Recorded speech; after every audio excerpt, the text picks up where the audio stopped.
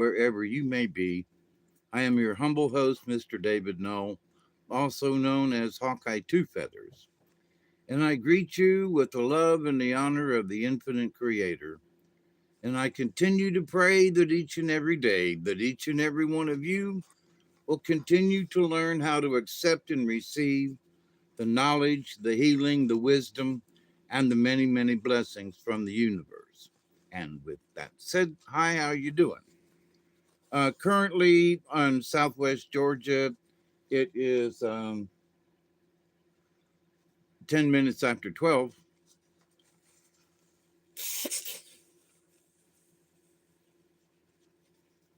on January the 3rd. Scotty boy, hi, howdy. And so,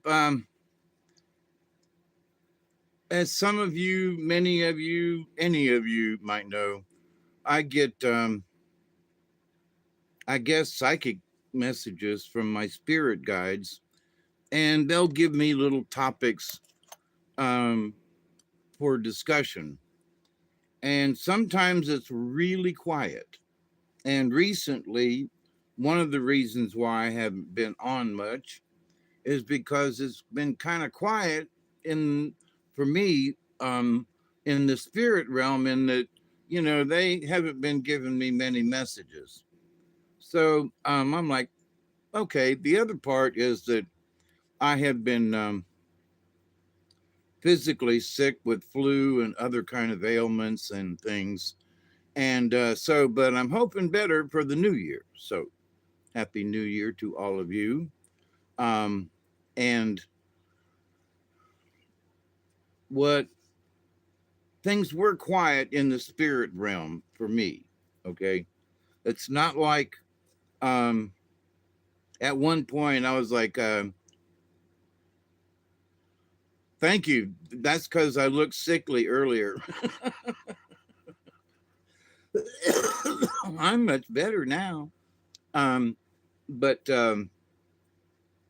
that was one of the things. I didn't want to get on here and just look like hell. I mean, I look bad enough when I'm in when when I'm healthy, but um boy, see, look at all that hair. Ooh, wait, look at all that hair and all that beard. Yep, out. So, but anyway, um, this particular subject that I'm is in the subject line for this morning about the shaman self. It's your spirit, it's who you are on the inside. No, it's too cold to be naked, but I'm naked under my clothes, I'll guarantee. But so everybody's talking about all of their conditions, and it's been so bad, and and talking poorly about things, and yeah, we're all poor these days. But one of the things that in my 73 years on this planet is that we go through periods of time, at least in my 73 years, Michelle. Oh, huggy, huggy, huggies. And Happy New Year. Um,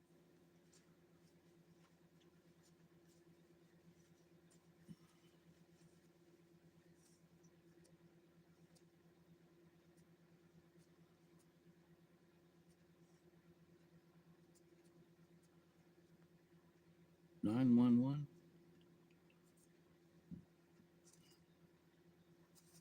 Boy, I lost my place.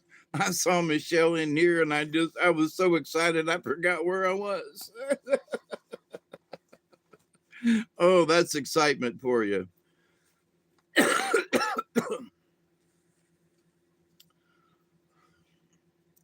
No, but in my 73 years, there have been lean times, and there have been times when there was much aplenty, and there's always been pockets of places and peoples, um,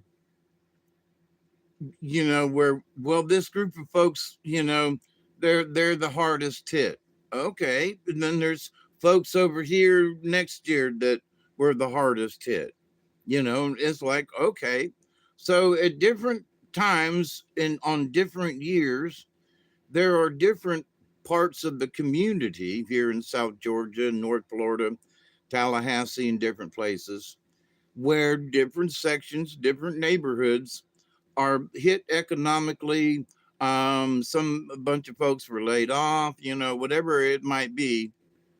Um, but that, they don't have as much as they've had in previous years. And so you got to average it out. you know, some years are really, for crud, and then other years ain't quite so bad. So, but when you're in the middle of a year that's full of crud, you can't see anything except crud, because you're in the middle of it. Well, so you have to think in bigger terms. Man, I'm in the middle of some crud right now, but I'm paddling, I'm swimming towards the shore where at least I think there's a shore over there. Um, I'm praying that, the spirits of the world will help lift me up and help give me guidance. I'm hoping that, things will get better, and that maybe somebody will come along the shore and lend me a hand and help get me out of the crud. Because once I get back my feet on solid ground, I'm good to go, right? So over the years, there are times when you're in crud. You just can't help it. Now, there are some folks who have, for whatever reason, they got a farm that's up on high hill, on high on a hill. It's good, solid ground. There ain't no mushiness. Now you can go to the bottom of the hill down in the holler down there, and if you get close to the to the creek down there, there's some spots that get will get mushy, and you get a tractor stuck in a heartbeat. Hey Barry, what you doing? And so, but that's awareness. So if you know where the soggy, boggy parts are, don't go walking there or go driving a vehicle or a tractor near there, because you're going to get bogged down and it's going to take you forever to get out, right? So over the years, you have to learn how to look into the future and go, okay, what are my assets right now? So years ago, and I keep talking about my place because this is how I worked it out. But 42 years ago, I started homesteading this 18 and a half acres, right? And so I have lived down here when there wasn't no water. And at the moment, my well is dry. But I've got 2 tanks of water full of rainwater at 1,000 gallons each tank. So I have 2,000 gallons of water. Now I keep bringing this up in that, well, so what, Dave? Well, here's the thing. I've planned on it that in the future, there are going to be times when there's going to be a drought. Now, the last few years, we've had plenty of water. My well's been up, the water's been good, except for, some mud in the coming out of the well. And now that the well's dry, I can see down in there and go, oh, now I know why I was sucking up mud. But because I got the foot valve stuck in the mud down there. But so I have learned from experience that there are going to be times when Mother Nature is going to bring another drought and my well's going to go dry. So I have 2 1,000 gallon tanks. And at the moment, I have gravity feed into the house. I turn on the spigot and it comes out slow, but it comes out. No electricity or anything. You can see into your well. Oh, yeah, I can see all the way at the bottom. It's 20 foot down there. And it's a big hole, too, you know, and especially down towards the bottom. It's like 8 feet around down at the bottom where the bottom of the well is belled out like a bell. So, and, you know, I've had, you know, good water over the years. There's been nothing wrong with the water except the mud that's come out of it. But the mud that comes out is the kind of clay that people pay money to drink or to eat. You know, it's white clay. So Fuller's Earth and all that good stuff. But and it's good for stomach aches and things. But anyway, so my point is it's about planning ahead. So, folks, right now, oh, this year's so cruddy and I don't know how we're going to get by and everything. All right. So, you need to hunker down, look at the assets that you have. Hey, how are you, Dopolardum? Happy New Year to you too and blessings.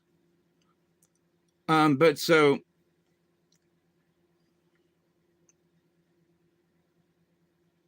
it's about planning ahead. Dominic, how are you? Happy New Year to you. It's a 20, by the way. Um, and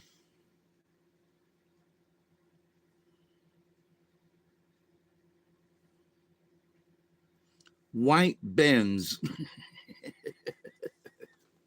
That's my code name for tonight. White Benz. Um,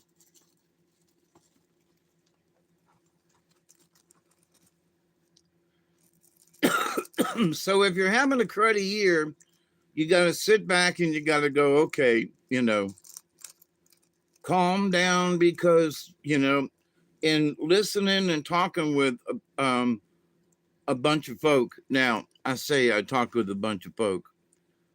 Um,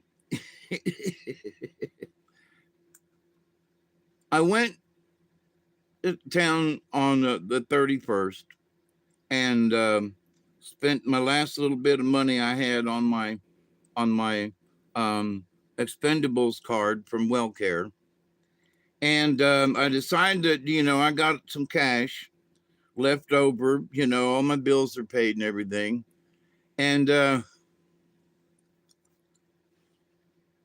yeah, Dominic, I remember seeing you around a while back, and since I hadn't been on in a while, there's been less opportunity to see a lot of folks. But so it's good to see you.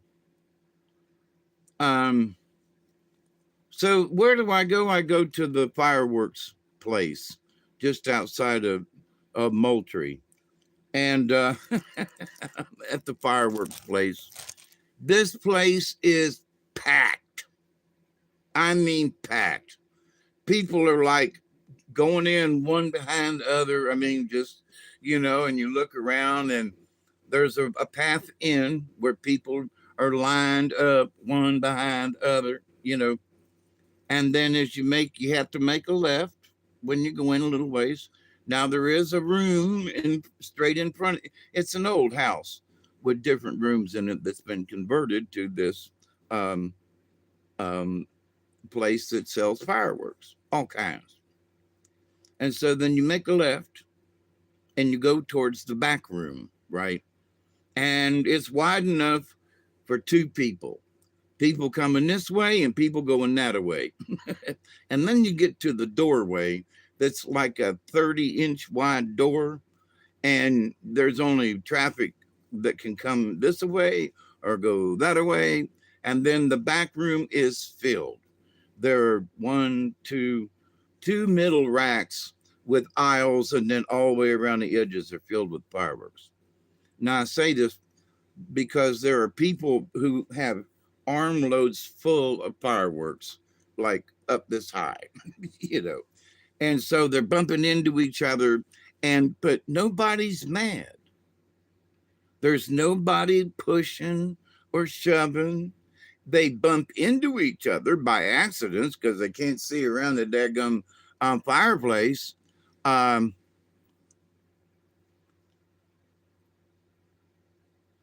and so I get bumped by this elderly woman. I'm probably older than her, but she's like, "Oh, excuse me, I didn't mean to bump into you." And that's I'm like, "Oh, it's all right, ma'am. So, how do you think this is going to be? And tomorrow's the last day, and we're buying fireworks, and everybody's going to shoot them off, and Happy New Year and everything." It was like, so I asked, me, I'm like, "So how do you feel um, about this coming year?" Now we are packed in there like sardines, and I'm happen to be in the line that's going to pay to go out, right? But there are still people packed going in, and there are people in the back there, so they folks can hear me because I'm a loudmouth. "So, how do you think next year is going to be?" And she goes, "Oh, I think this next year has a lot of promise in it." And so I see the man behind her and the guy behind him. And I'm looking at him, and it's an eyeball thing. So you think next year is going to be pretty good.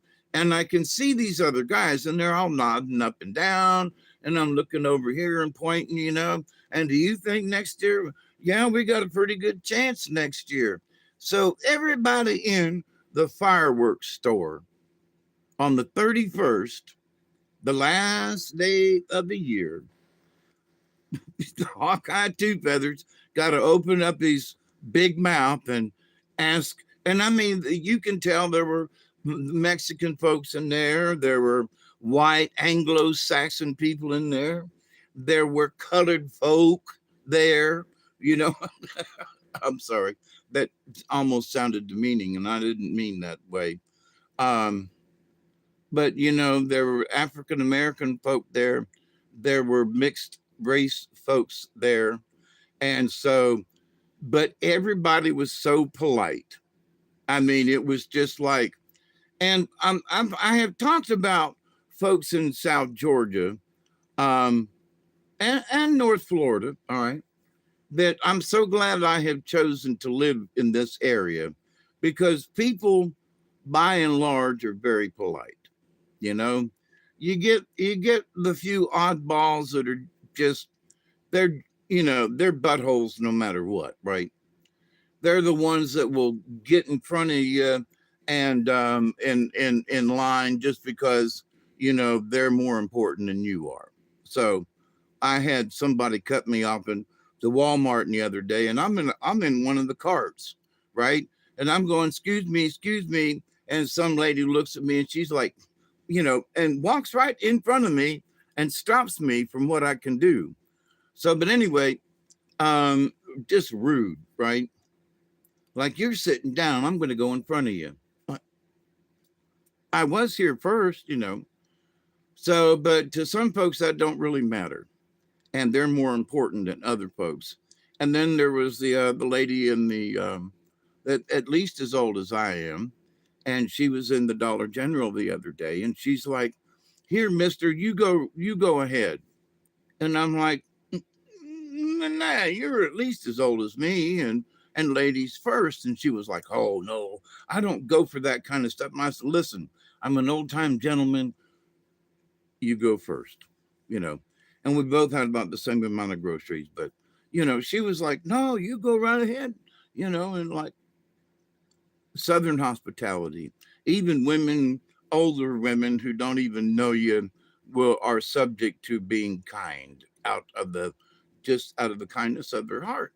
So, but anyway, I know that um, the rest of the world can't all be like we are down here in the South. I pray that other places in the world are like South Georgia. I do. So, which key is I'm still um, on track for what the topic is for this morning. being aware. And I wrote in the description, being aware doesn't mean you're conscious. And you can be conscious and certainly not be aware. Especially, I remember the days of being hungover.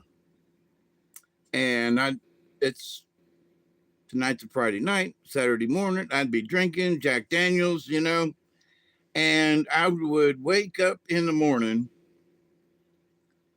I would be conscious, but I would not be aware.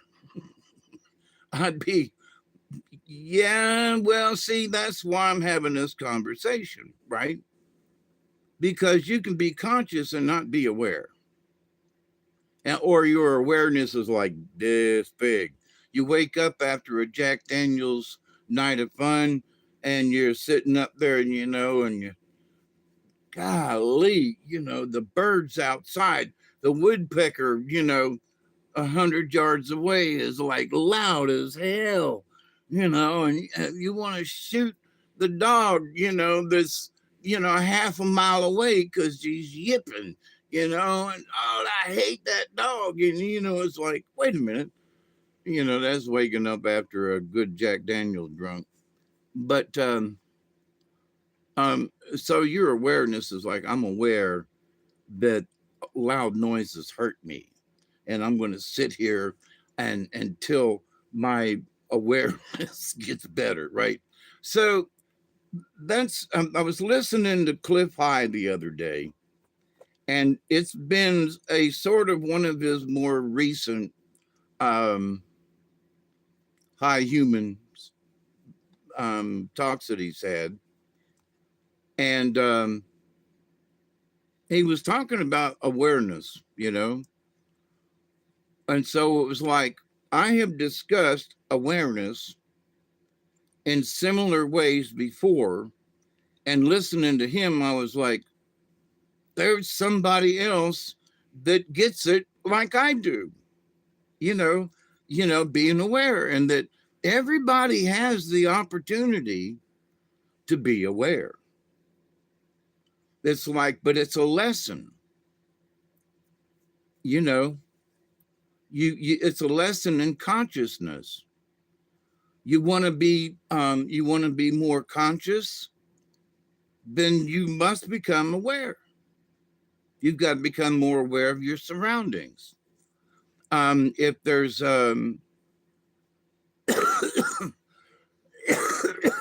if there's something spiritual that you need to learn, then you need to knuckle down and go study it, go meditate on it. And there are I've brought this up before, but with meditation, there are people who turn on some music and they light some incense. Now, there's nothing wrong with this, okay? But they light some incense and they sit cross-legged on the floor and and they're meditating. There is nothing wrong with that. But then there is the Native American, just not a shaman, just a person, but who's learned that each of us has a shaman inside of us, okay? Where we'll just say the white Anglo person, they're learning meditation. There's nothing wrong with it, and they don't have any connection Indian wise or anything, but that they just have this desire to be more spiritual. And they have learned that going to a church or, whatever it is, not help them, and that they want to be more spiritual on their own, right? And so they've listened to the tapes and they're really interested, and they're learning about breathing and how to do this. It's all very important. And as they learn to do these simple things with their simple way of learning how to meditate, they're learning the different steps of consciousness. They don't know that, but that's what they're doing. So, because later on, after you've been doing this for a few years, you realize you don't have to have the music. Um, Describe shaman again. It's been years since I've heard your interpretation. I'm a shaman in training, okay? Have been in training for 30 years, for 30 years. To me, a shaman, and the many folks that I've discussed this with, there are people who have a propensity, especially in their later life, to want to be more spiritual. They are spiritual inside and they have been all their life, but for some reason, there is this drive inside them. Whether I have a friend of mine who uh, is a dragon also, and she went back to school and became a priest in the Presbyterian Church in Moultrie, Miss Sally. And so her propensity was to go with the church that she'd grown up in. Well, I don't like them churches too much, Catholic Church and all that. So, and years ago, so I started learning about my Native American heritage and going to powwows and things and learning about what shamans are, Native American shamans. And so, okay, so what is a shaman? It is a person who is, in my humble opinion, and in the opinions of folks that I've talked about, it is someone who has the spirit in them, okay? And they have this desire to learn more about the spirit. They have a desire to learn more about the human connection to the spirit and how our human connection to the spirit affects us in this world and how we can interact with the spirit world. And so, through the understanding of the spirit of the self, everybody's got a shaman inside them. Everybody. But most folks don't choose to use the shaman. Now, there are a lot of folks who are just spiritual, you know, there's nothing wrong with that, to just be spiritual. All right. But then there are folks who want to take it just a little bit more. They have this necessity. It's this ever growing. They can't help themselves. They'll go out on a street corner and Bible thump, you know, and they just can't help it. Bob, you're welcome. In my opinion, a shaman is more in tune, more advanced, and willing to. But that's the point. See, the shaman is the spirit side that wants that extra. So I've had the shaman in me because even when I was a teenager, I wanted to become a priest. Mother Mary came to me and said, I got a plan for you when you get older. And when you get older, I'll come to you and have a little chat. And hey, who is that? Happy Wolf Moon. Um, so the shaman is the one who has the spirit that needs to know more, that needs to learn more, and then also will share more.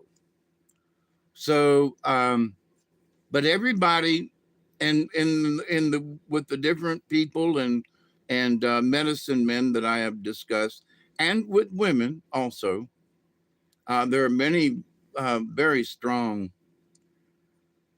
Some folks would call them witches, but very strong women. Um,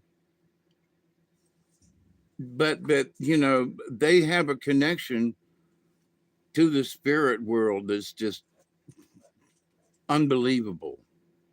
And so, because they have such a good connection to the spirit world, that means their connection, their their human body, their reality in this life is also connected at the same time with the spirit world. Oh, I'm a null and void all the time. I'm gonna take a hit off of this and reach some of that void right now. Now, if anybody's got any questions or something, put them in the chat. No, uh, your feet string yourself, sir. Make what?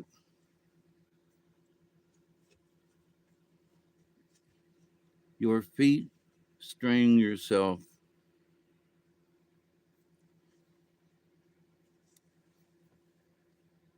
But so listening to Cliff High, he was talking about that, people have the shaman in them, that people have the consciousness, and that, um, that one of the things that going into this year and in the future world, is that, consciousness is going to be a big part of what's going on, right? If you're not conscious of the aliens coming down, or if you're not conscious of, the value of Bitcoin, or if you're not conscious of the fact that silver is going up and why, just different things like that. Your awareness of things makes you more conscious of what's going on around you. The two things are just interchangeable, but you can be conscious and not aware. Just saying.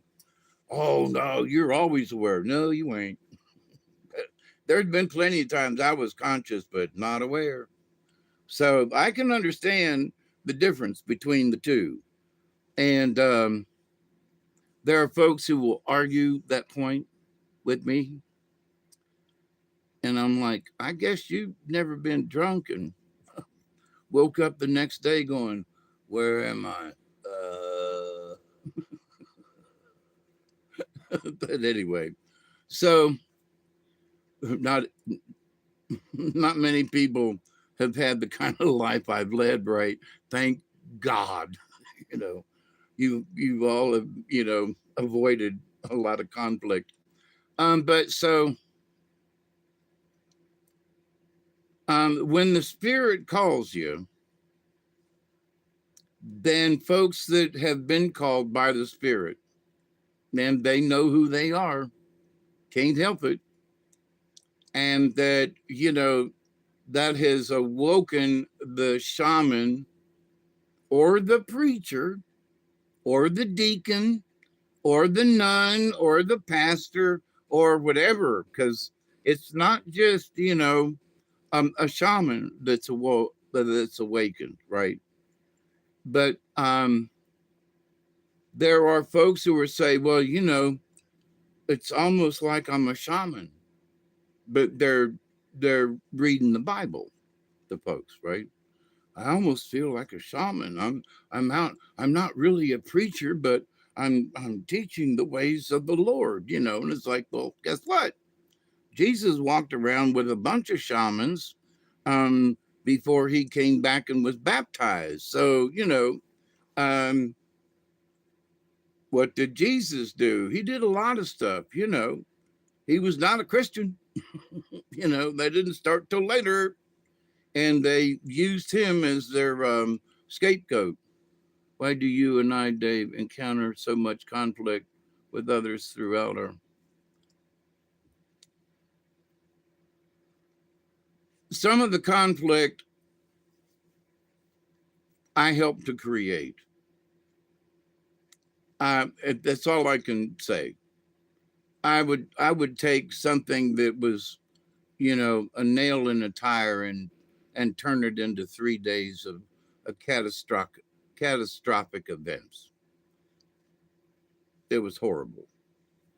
Bad luck followed me around, but my attitude was such, oh, goddamn son of a bitch, motherfucker, kick, kick, slap, slap, And I wasn't kicking or slapping at anybody, but I was kicking and slapping at the universe.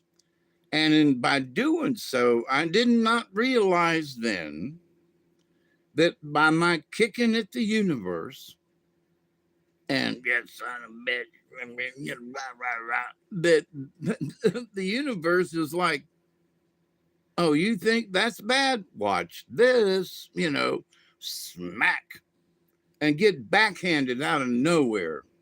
And then so you shake your fist again and God, Lord, some bitch, and the universe kicks your foot from underneath you and you fall down the ditch.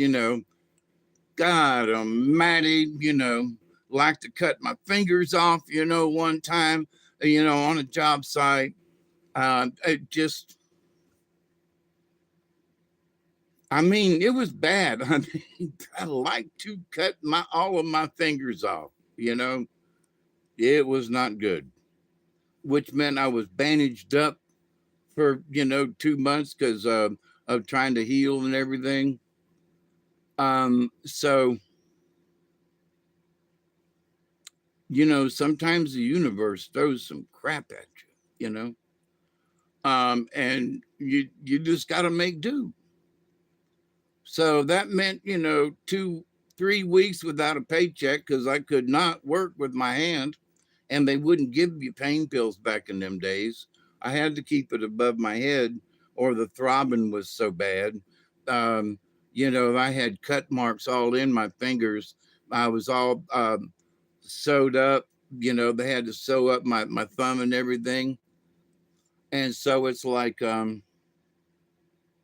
but it was partially my fault because of how I was holding the saw, and I knew that the spring on the guide, that's supposed to pop down, that it was sticking, and so I should have been more careful. And there was a bunch of stuff. But the bottom line was I damn near cut my fingers off and my thumb. So I was conscious, but I was not aware of what I was doing. For me, a perfect example of what I'm talking about. I was awake. I was working. I was on the job. I knew how to, saw a board, but the guard stuck, and the saw walked backwards and danced across my fingers, and immediately sent me to the emergency room. That's just one instance, right? I have tried to cut myself up a bunch anyway. So, but to my point is though, that was not, I didn't want to end up like that. That was not my intention, you know, and I thought I was paying attention, but I wasn't. I changed my channel to my recent channel. Dominic. Hi, how are you doing, Dominic? So that is a perfect example of being awake, being conscious, but not being aware. So, but over the years, you learn whether you're awake or not. I can now be half conscious, but I'm very much aware because it's like my spidey senses over the years have learned to help. Um, it's like to stay in tune with my guardian angel who goes, Dave, step back. There's a snake over there. Yeah, okay. No, what'd you say? There's a snake? Where? Oh, some bitch. And so I miss the snake, but I'm not fully conscious. But I will tell you that I'm aware of the situation. So there are lots of times now in my older age, because of what I've learned, okay, because of all the different levels of awareness over the years, I've learned even though I'm only half conscious, I can still be aware of my surroundings. Don't bump into the wall. Um, I can see without actually having to open my eyes all the way. I can kind of sort of see in the dark that way, right? And I've talked about it over the years. There are blind people that have learned how to see without, being able to see with their eyes. Then there are the children who can put a blindfold on and who can see and read, a blackboard sitting in the back of a classroom.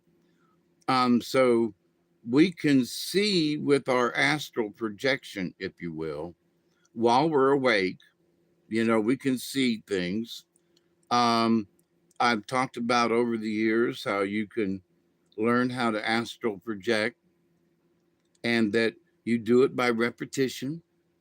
You do it in the dark, you should, and then by doing so, then you can learn how to walk through walls and go places and all that kind of stuff, and never leave your bed or your chair. Be on the winning side of life. I just don't want to train new ones. Well, so as part of the our shaman and training, because as many years old as I am, I know that I'm still learning. Um, Astral traveling, I cannot do no more. Got scary for me. Oh, I understand that.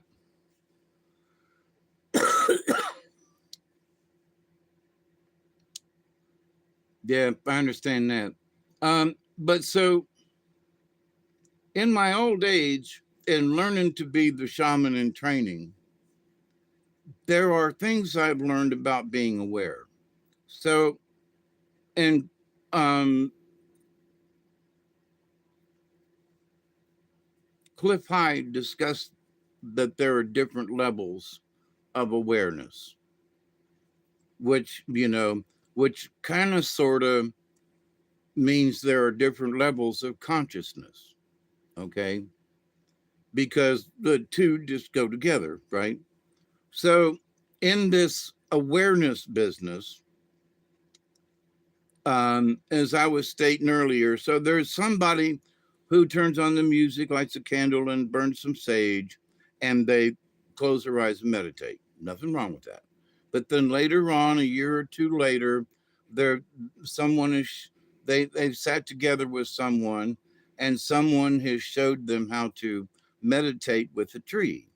Now I've talked about meditating with trees several times over the years. So this person has now sort of been given a little bit of training and has helped them, and a little bit of coaching, and so now Margaret has doesn't need the music or the. It's always nice to burn some sage, but I can. She can go outside and lean up against a tree and bond with the tree. So she's not sitting by herself in a room. Now she's bonding with nature. She's combining her energy with the energy of a tree. And different trees have different energies. So now she's going around, meditating with a pine tree. The next day she meditates with an oak tree. The next day she meditates with a palm tree. The next day, but to the point. So each one of those things brings Margaret's awareness up. Why? Because, well, number one, she's learned that, wow, meditating with the tree is groovy. Then she learns that I'm meditating with a pine tree tomorrow, and it's different from the oak tree. The awareness goes up. Why? Because your conscious level goes up, realizing that, wait a minute, I can meditate with a tree, but each tree has a different kind of consciousness to it. And when I connect with my consciousness to the consciousness of the tree, then my awareness goes up. So, well, thank you, Dominic. So Anne has learned. I just She used to sit in the house in a room, and now she's outside in nature, communing with nature, physically connecting auras with tree auras and things, seriously connecting with nature and with the spirit realm, right? And learning things from the trees and understanding that, there is literally root knowledge, with all the trees that connect together and the root system on the planet. And, so everything that Anne learns increases her awareness of the planet, of her surroundings, of spiritual energies, and each thing that she learns brings her conscious level up. Oh, and the mushrooms. Oh, yeah. And so then there are things like magic mushrooms, which, as many of you know, I've eaten pounds of them over the years. Not many recently. What did I do with that little package? Mm,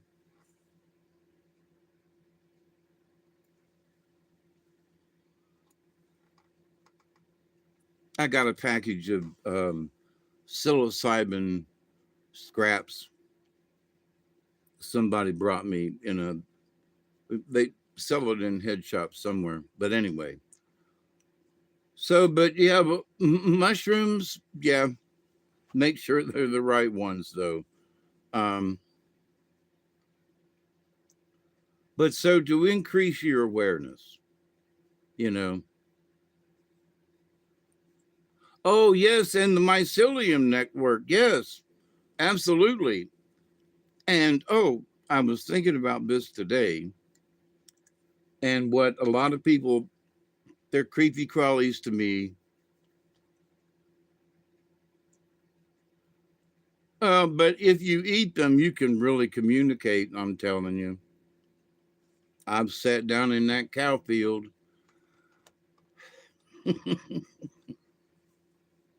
God about it.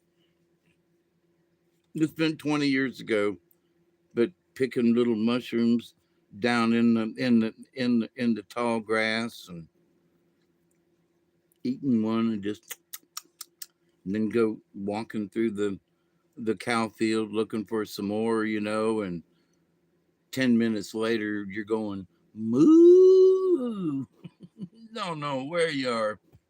Me and Bob that time got so lost. Couldn't find the road. We had to go back to the road where somebody would come by and pick us up. And they kept driving back and forth up and down the road, And it was like 3 hours later, and we thought it was like 20 minutes. We're not very late, and they're like, it's 4 o'clock. We dropped you off at 1, Oh, really? So yeah, I remember that. There's a fun little button about that big around him. Anyway, but so awareness and the awareness that you achieve by learning things. When you learn how to swim, your awareness goes up because now if you fall out of a boat, you're not going to panic because you know how to swim. But no, it's gonna, it's gonna increase your awareness of water and things and stuff. So, you're gonna be more confident. Yes, you should always wear your PFD, your flotation device. But, you're not gonna be afraid that you're gonna drown because you know how to swim. So, but somebody who's not been around water and they're afraid, it's over, I've never gone in above my waist, um, they're going to freak out, right? So, but when they learn how to swim, then their awareness goes up, their conscious level is stronger, and so does all of the other things that go with learn how to swim. I used to be terrified, so I know what that is like to be terrified of the water and swimming. So I went through that. as a young man. So, and I taught myself different ways to learn how to swim. I knew how to swim, but I didn't know how to be not afraid. I had to learn how to not be afraid. Everybody was like, "Come on, Dave, don't be afraid." And I'm like, "I know how to swim, but I'm chicken shit. I'm scared. I ain't gonna lie.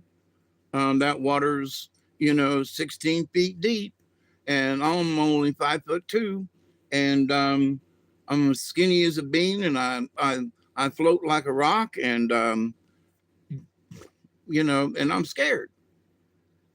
Well, come on out to the tower, and dive in and go down the swing, and and no, I can't get out there. Then I learned how to not be afraid of the water. I kept going out a little deeper each time I went swimming there at Lake Ellen. And so every time I'd go a little deeper, and I'd go out, and I learned how to go underneath and walk on the bottom, and I'd look up at the surface, and then I'd pop up, but I learned not to be afraid. So, but and then I still knew how to swim, because I could swim back and forth, in the shallower water. But if you pointed me towards the tower where the water was 16 feet deep, um, that I couldn't swim in a straight line to go out to the tower. Fear, right? So, but the awareness of it, the awareness that I knew how to swim, but I was afraid. Okay. So you got to conquer the fear part, because I knew how to swim. So in life, you might know how to walk, but you're afraid to go down that path. You might know how to fly, but you're afraid that, your parachute might not open, or your, those squirrel things that they use now for gliding great distances, that something will break, or that, a seam will come loose, or, something. But it's the fear. I don't understand that. Like, you got to learn how to not be what? Yeah, learning not to be afraid. Yeah, there are still things that have kind of cropped up even in my older life. It's like, I didn't used to be afraid of that shit. Oh, oh, the fear of flying. Well, the fear of flying, those squirrel, I call them squirrels, like flying squirrels, um, folks, base jump off of things.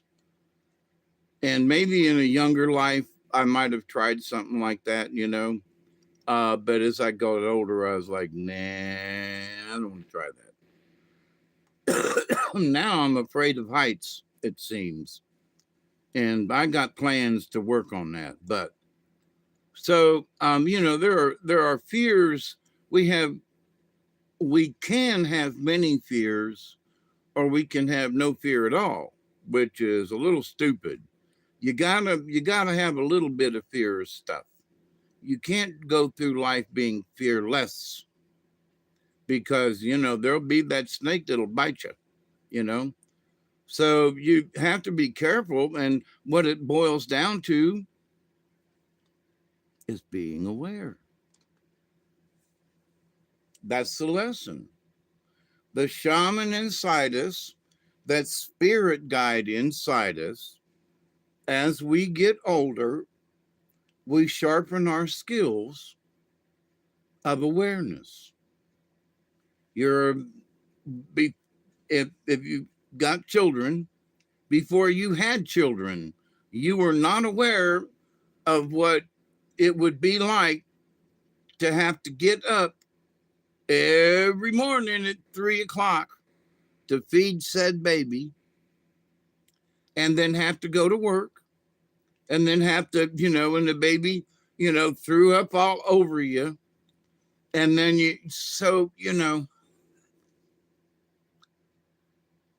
but for those of us who have had children, and that we have lived through those times at 3 o'clock in the morning when the baby needs burped or needs something, And so we have that experience.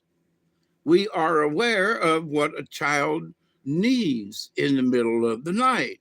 The baby's hollering. Yeah, so what? No, the baby's hollering.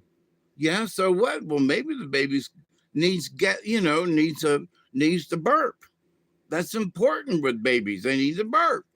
And maybe they had filled up that napkin that they're wearing. There's our things. Well, so the baby's crying. Go back to sleep. Whoa, whoa, whoa, whoa, whoa, whoa. So those of us who have been through this are going to get up and check on said baby because we have learned through experience. Our awareness levels are up. Our consciousness is more aware, going right back to the awareness thing.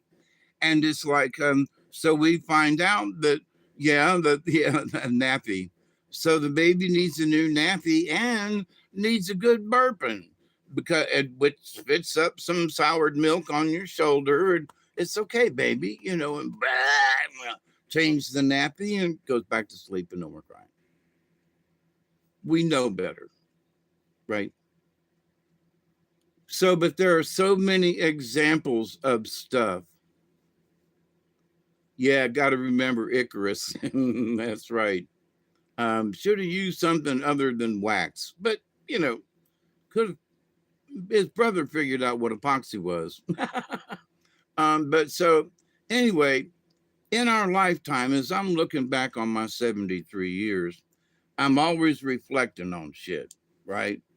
God, could I have done this better? Well, I made a big ass mistake when I did that, or I made a big ass mistake when I didn't do that and I should have, or I heard the baby cry, but I didn't get up, and then the baby spit up all over the mattress, and so awareness, consciousness, and then paying attention to that consciousness and using the awareness that you automatically accumulate on your life's journey.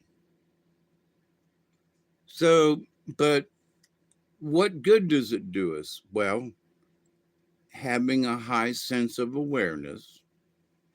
At my age, I'm just aware of certain things. I don't even have to work at it, you know?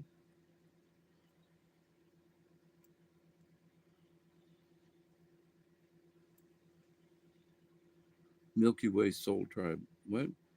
Just come on. But so we should have going into this new year. We're already into the new year. But should we drag our spirit into the new year? I mean, drag it kicking and screaming. I don't want to go. No, I don't want to go. I want to stay at 225.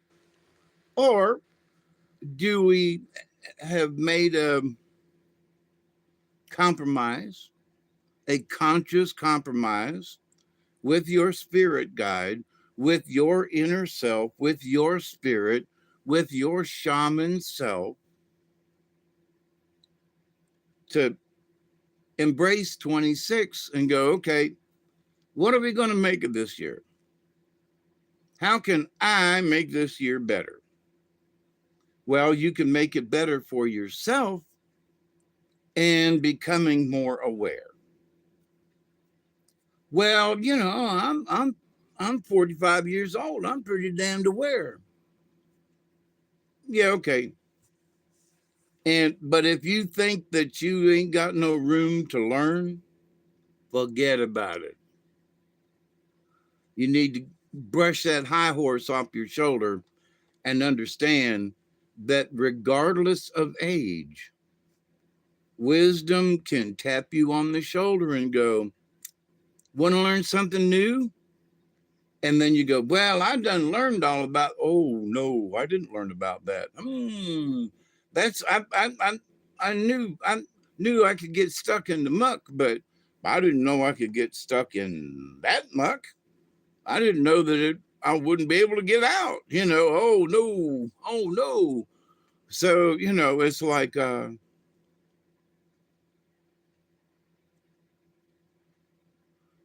got to pay attention. You know, and as Cliff High was pointing out, you need to have that self awareness. You need to have that um, better understanding of life and where you are in life. It doesn't matter about anybody else. Where are you in your life journey? Where are you with your soul journey? Which should be about the same as your life journey. Now, there are some people who, go to work and they have become, you know, um, rich in a sense that they paid their dues, they went to school, and they've got a high rise of job, and there's a 9 to 5 that's 60 hours a week, and everything's groovy, and they've learned a lot, right? But they don't really have a life. All they have is this structure that they go through every day. And so, but over time, depending on who these folks are, they will become aware of their situation. And their situation may be that all they know is how to be a salesman for the Merck company, or all they know how to do is sell, is how to sell, rubber baby buggy bumpers, and that's all they know how to do, but they're really good at it, right? But as far as the rest of the world, they're not aware. They don't have a clue, you know, because their world is around rubber baby buggy bumpers. I said that twice and I made it through. I don't want to try it again. But so anyway, um,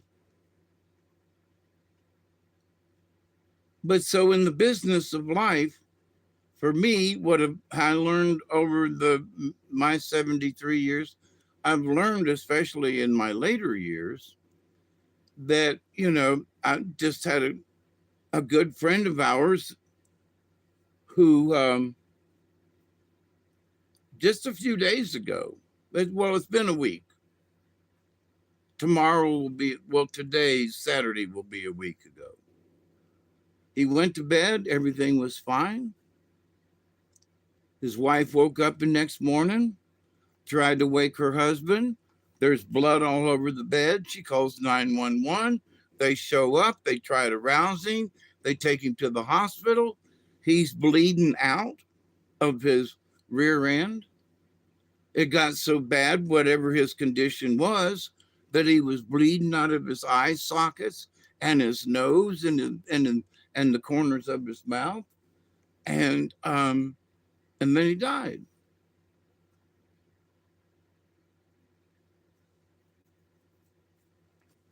He had just turned 40 years old. I sat with him, smoked a joint with him on Thanksgiving. Dead.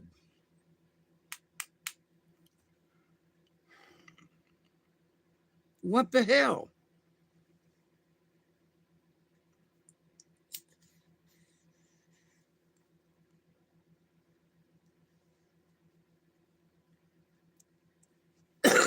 What do I continue to learn?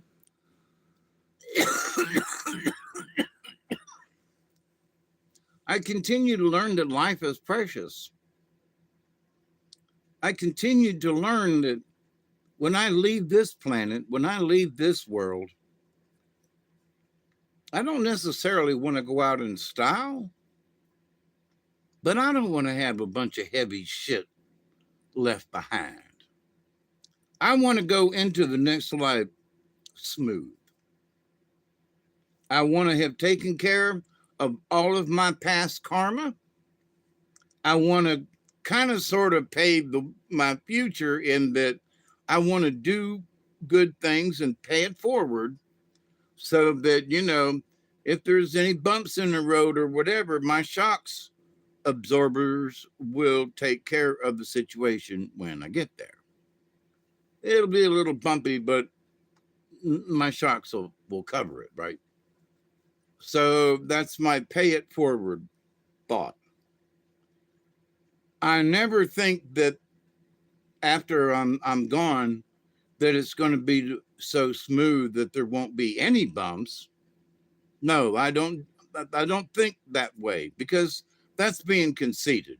You know, ooh, I'm going to go to heaven and it's going to be really groovy. Well, you know, the streets of gold, can be gold bricks. And when you're trying to ride around in your little buggy and cart, it's like bumpy, just like the days on driving in Rome kind of stuff. Never mind.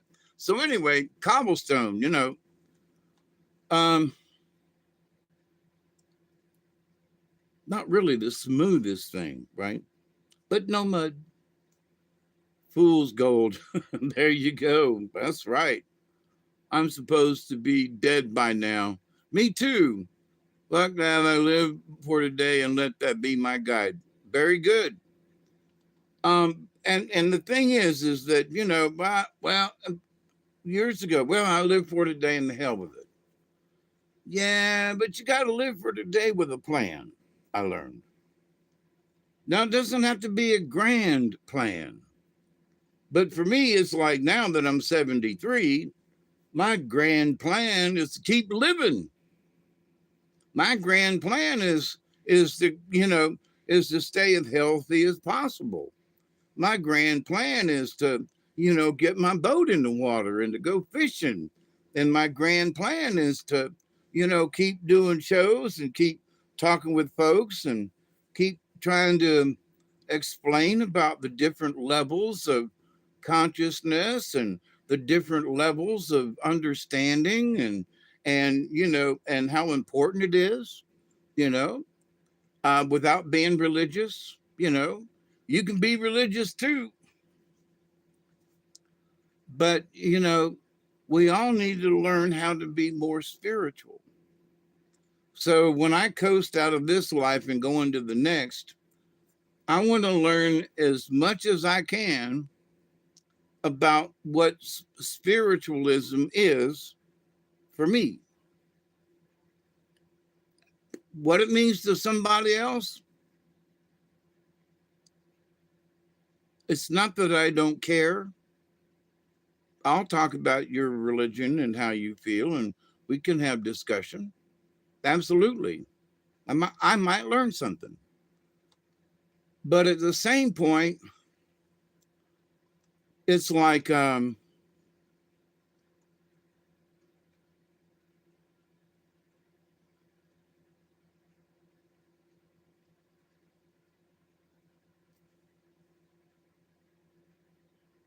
if I try to follow your spiritualism and it doesn't suit me, then listening to your religion or your spiritualism or your, it's going to make my road bumpy, a lot bumpier, because I'm trying to understand my spiritualness through your eyes, through your spirit, through your religion.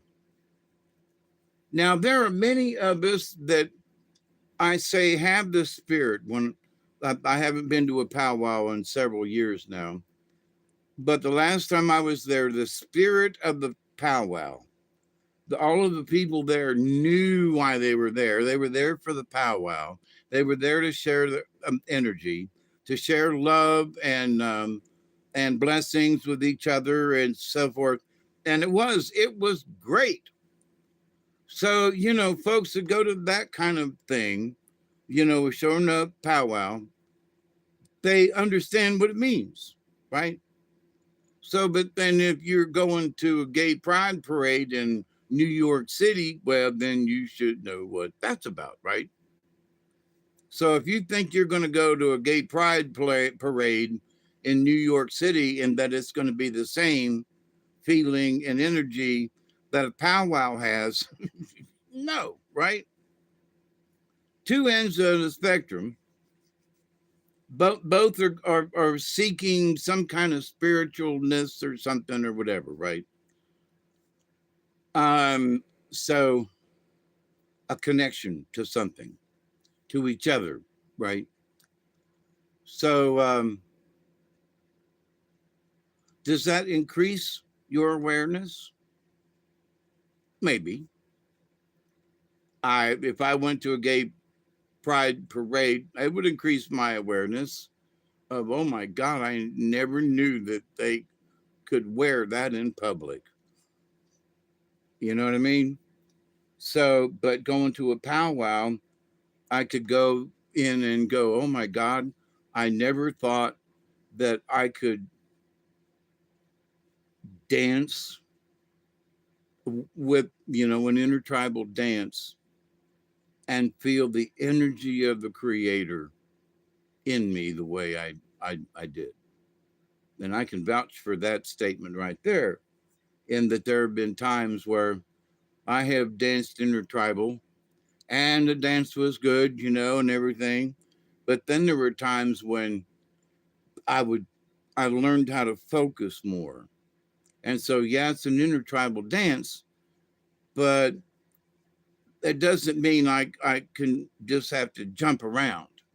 I can, this is my time to dance a serious dance, you know?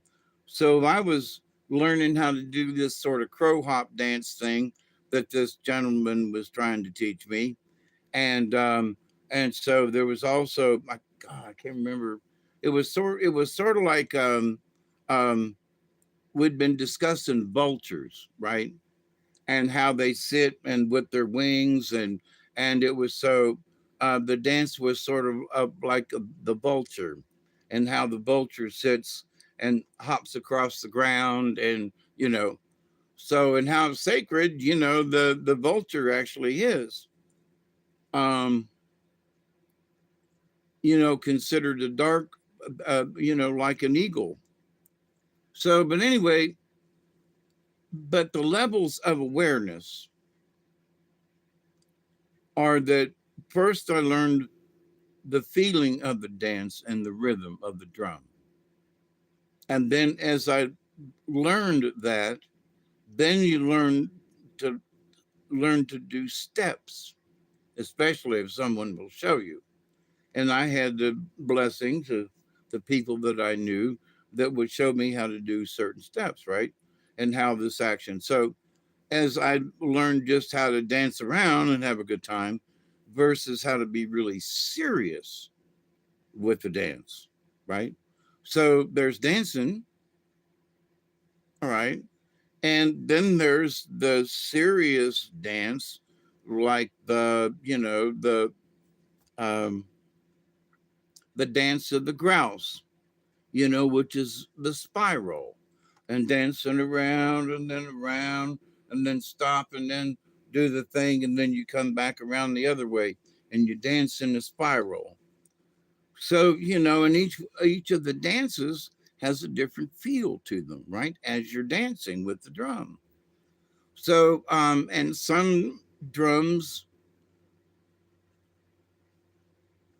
um, they're not right for the crow hop, or they're not right for a jingle dance, or they're not right for um, a certain kind of dance.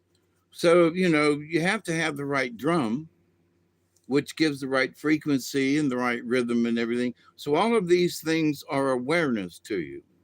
So you can go out with an intertribal, dance, but the drum would be wrong. So you would try to dance a dance, but if you weren't aware and you weren't conscious of what the drummers are doing, then the dance you're trying to dance here ain't appropriate. So you have to switch up and do a different dance. You can still dance, but not that dance, because the beat's wrong. You just can't, it just don't work out. So then, but a couple of dances later on, they've slowed the drum down, and that's the perfect beat for doing the crow hop or something. So anyway, so much love to you too. How you doing? So, but anyway, so the different levels of awareness, the different levels of learning. The more that you learn, the more that you are aware. So the learning process is tied in with the consciousness and um,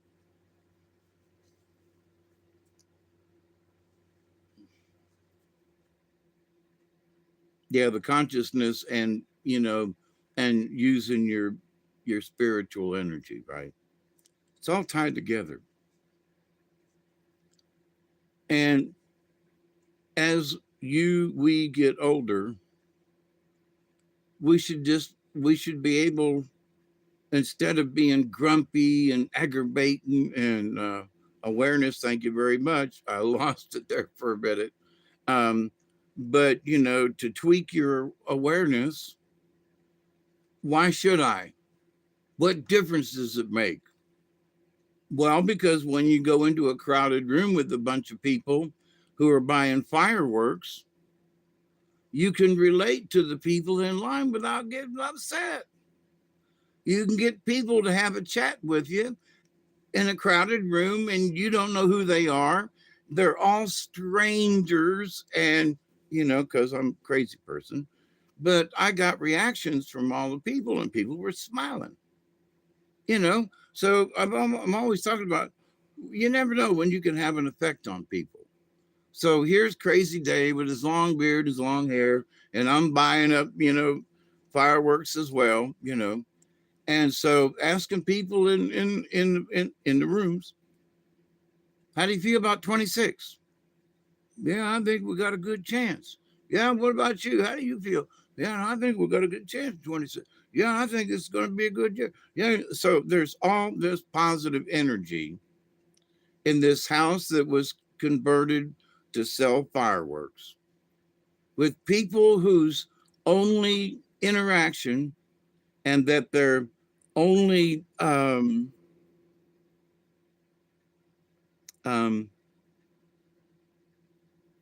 thing that links them together in this world is fireworks. And the fact that they like to light things and see them rockets go up and go boom, right? So that's what we're aware of.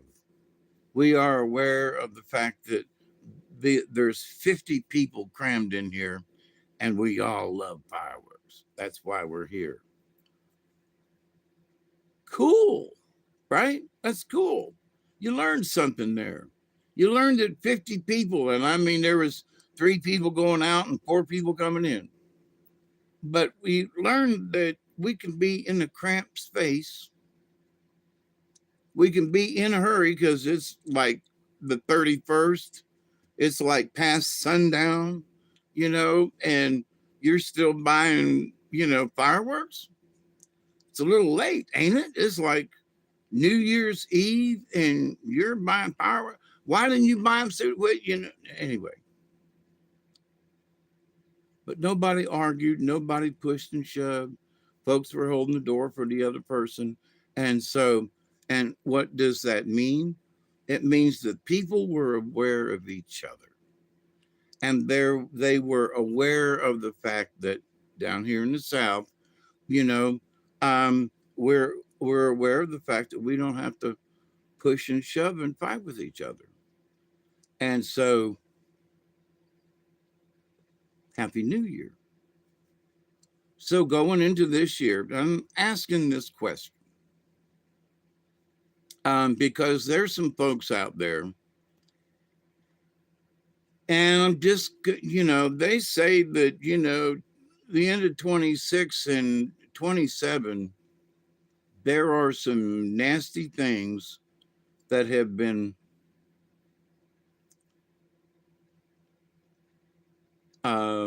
projected someone has prophesied things to come in the future, 27. Um, there are different things, aliens coming in by 27, um, giant rocks going to kill us by 27, just all kinds of stuff by next year. All right. So I'm always, in my mind, I'm always trying to be positive. Even in the face of drowning, when I was in the Ocklawaha River that time and slipped and went under and almost drowned, I just kept thinking, this is not the end. This is not the end. I got to keep on trying. So, over the years, as I've discussed, there have been several things that have put me, in a hellish hellscape, you know. Um, but, and here's my question. My question is, whatever it is that might be prophesied for the end of this year or next year, can we break it? Can we push it off to the side? Can we otherwise bust it up?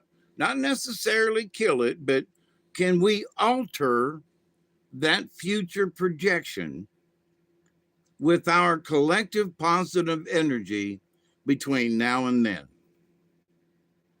Because as a collective, our awareness, and science has proven this too, is that when we all get together and think about something, that we can actually generate a wave of energy,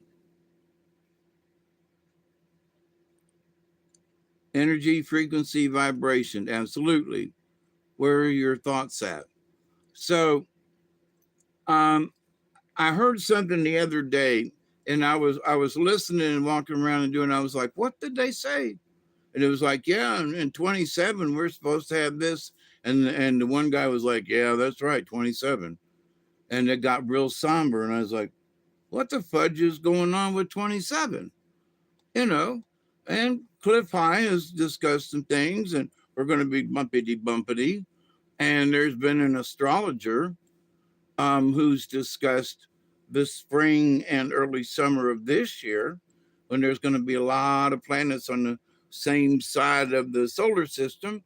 But once we go past that, things are going to kind of clear up. So between now and summertime, bumpy, bumpy, weird stuff. Okay. But then smooth out towards the end of this year. But what the hell is up with 27? So more to come on the 27 thing. But the thing that popped up when it was mentioned for me was like, immediately I was like, there's going to be something happen at 27. I think even Dante has said that, there's something that was kind of sort of, planned, at the end of this year and into next year. And, that because he made a statement like, well, I'll see you when it's over, if they'll let it be over, kind of thing. Like something horrendous, big thingy was supposed to happen if the goddess and creator and everybody, let it go on.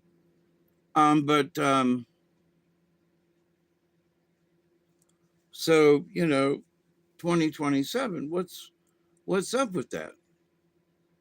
So anyway, I want to stick with this because over the many years, there have been some folks who are quite frankly not around anymore. Honest to God, their podcast ain't there. I've not seen them on somebody else's podcast. And after almost 10 years, I'm still yakking. Do I know what I'm talking about? Well, y'all are listening, so just pay attention to this then, because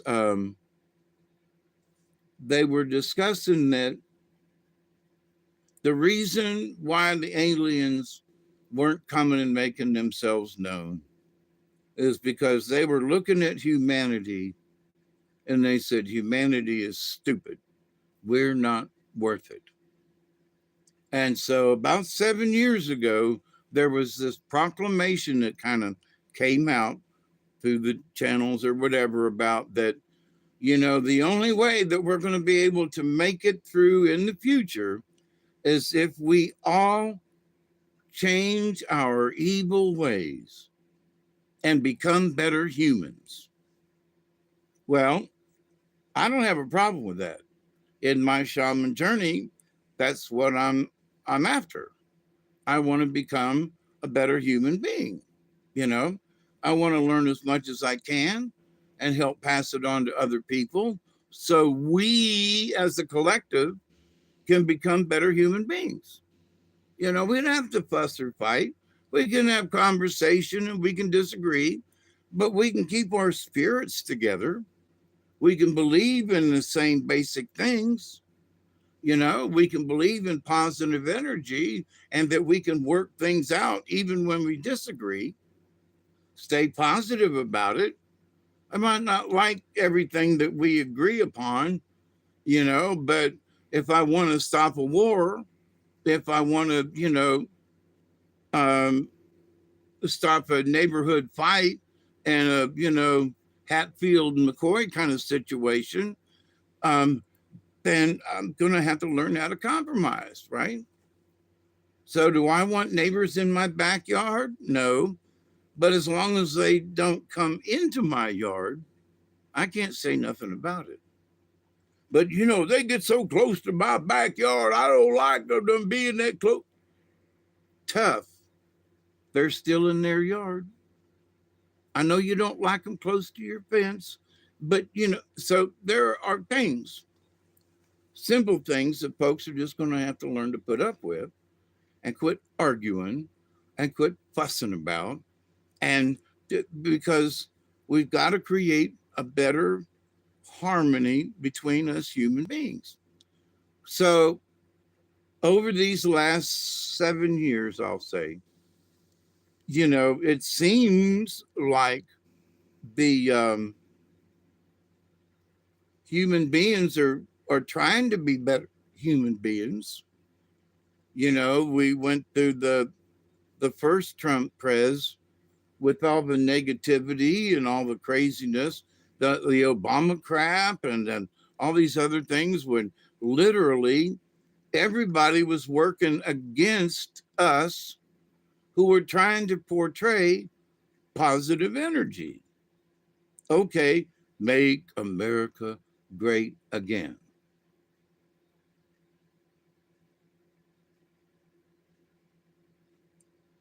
Again, I want to say, let's keep America great. Keep America great. What's wrong with that? Does that mean you're a Republican? No. It means that I want to keep America great. It's been great all my life. I don't want to see it go down the toilet. So I want to keep America great. Oh, you must be one of them damn MAGA people. No. I want to make sure that our country, love our country, the Pledge of Allegiance to the flag of the United States of America and to the republic for which it stands, one nation under God, indivisible, with liberty and justice for all. Yeah. Okay. I agree with that. So as we go into the future, we're going to drag our spirit with us, no matter how we go. That we have to keep our internal spirit high, regardless of what goes on out yonder. There's a bunch of Hare Krishnas out there who are trying to make us feel like our spiritualness or our religion or whatever is wrong, and Hari Rama Rama Rama Hari Rama Hari Rama, you know. So we got to stick to our good spirit. We got to stick with a positive attitude, because there are others like me and you and others. We got to remember that there are other people who are thinking positive thoughts. We don't want to go by the wayside. We want things to come out in a positive light. So if we keep that up, can we or could we avoid a disaster? Will that mean that the more we are being positive, the more humanity will be seen as human? That we're better than a bunch of, blind frogs? I don't know. But that's what I'm going to keep up for this year. My goal for 2026 is that whatever might be foreseen in the future, and I want to say that there was something that Dante and group, that there was something about 27. And there also been, just yesterday or today, I watched an interview and they were talking about, 27. And it was like really bad. 27? Yeah, 27. Oh boy. They didn't say what, but they knew between them two. And then I was like, 27. Yeah. Some other folks talking about how bad 27 is going to be. So, and I kept thinking to myself as I'm writing out to you, how do you know it's going to be bad? Now, is there going to be an asteroid that's going to hit and it's going to be bad? Is it going to be something else, or aliens coming in and going to blow us to pieces? What is it about 27? But I still would say we got to be positive, even if it's a catastrophe, or some of us going to make it, maybe, or all of us going to die, probably not. But is it going to be tough on us all? Well, maybe. Um, and that's as much as we know at the moment. Okay, well, I'm going to stay positive. I'm going to stay positive that whatever it is, the planet can work it out one way or the other. Will I make it? Don't know. I mean, it might come in straight at me and, wipe me off the map. And it might land in an ocean like some of the prophecies say that, the next big rock that comes out of the sky is going to land in a different ocean, meaning the last one that hit was around the Yucatan Peninsula and in the Atlantic. The next one is going to land in the Pacific. Pull the cards, right? So then I will pray that if it's a big rock, that it lands in the Pacific. It's a big place out there. All right.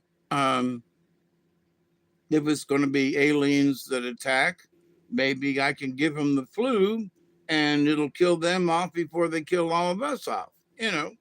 That was in a movie once, I think. So, I'll make sure I keep my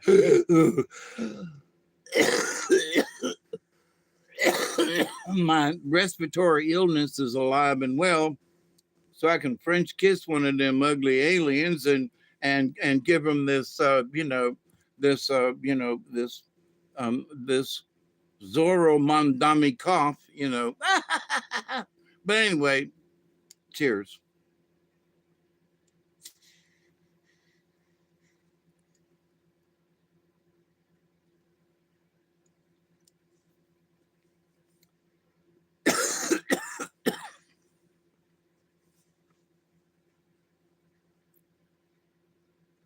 Yeah, but you should have heard it 2 weeks ago.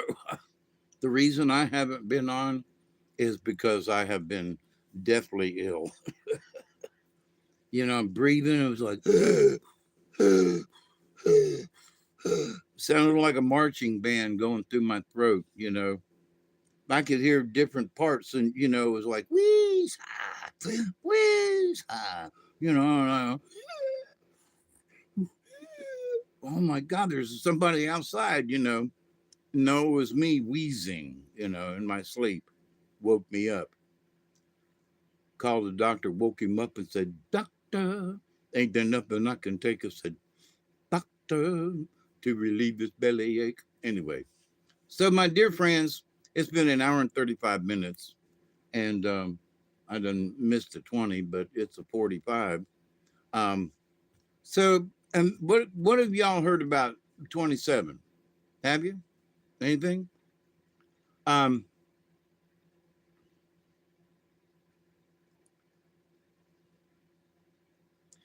in learning about the different levels of awareness, now, I mentioned this, I think, a couple of days ago. I will try to make it, I will mention it again. Um, and I'm going back the end of this year or next. That's sort of what I remember was the end of 26 and 27. But 27 was like it.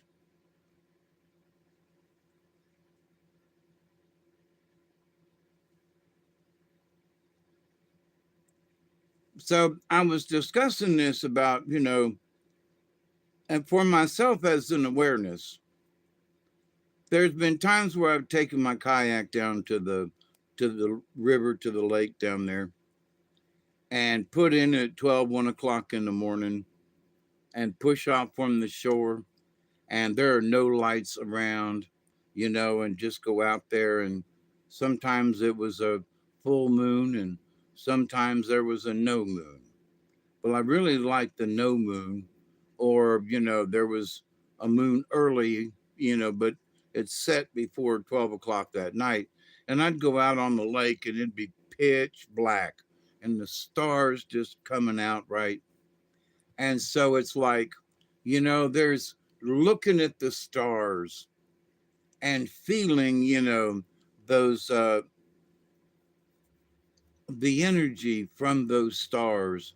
And I'm floating in the kayak, and I can feel that gentle rock of because the lake's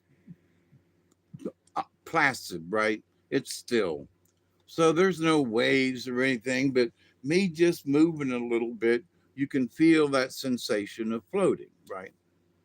So it's all right. So everything's groovy.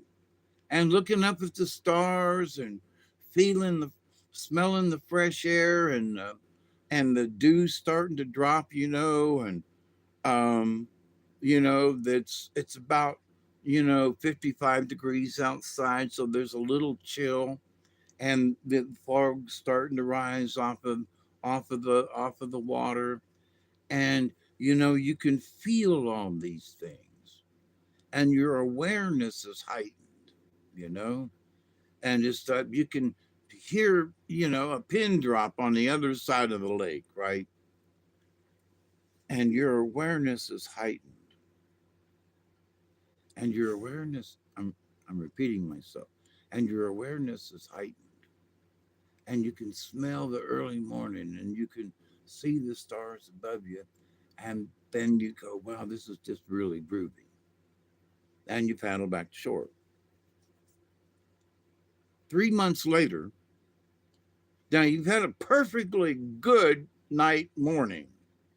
Your experience, you feel full with your spirit and everything's groovy. And then, a couple of months later, you go out on the same place, same lake, but it's just a different time of the year. You paddle out to the same basic spot in the lake. You lean back in your kayak like you did before.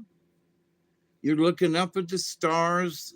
They They look the same in that they're close and everything, but there's something different this time around. You can really feel the stars. Before you could use star energy and starlight. You could but this time the stars are like, ooh, wow. I mean, you can really feel them. Hey, Richard. And so it's like, as you lean back and look up at the sky, it's the same sky. Well, the stars are moved differently where they are in the night sky, but it's constellations. It's the star anyway. So then all of a sudden, you feel yourself being lifted up into the stars. And it's like, whoa, dude, I'm not even tripping. Oh. And instead of looking at the stars, you're surrounded by the stars. And your awareness and your essence has progressed to the point where your awareness has taken yourself up into the space with the stars, with the space, not in space, but with the space, so that you can feel it and it's like around and it's close and the energy and holy crap. That's a different level of awareness. You've done the same thing. It's the same stars. It's the same floating in the lake. You do the same things to achieve the same awareness thingy, right? Nothing has changed except time. The length of time that you have laid in the kayak so many times looking up, you have felt the connection to the universe, but this time it's the universe picked you up and made you a part of it. You already were a part of the universe, but this time you really feel it. That consciousness.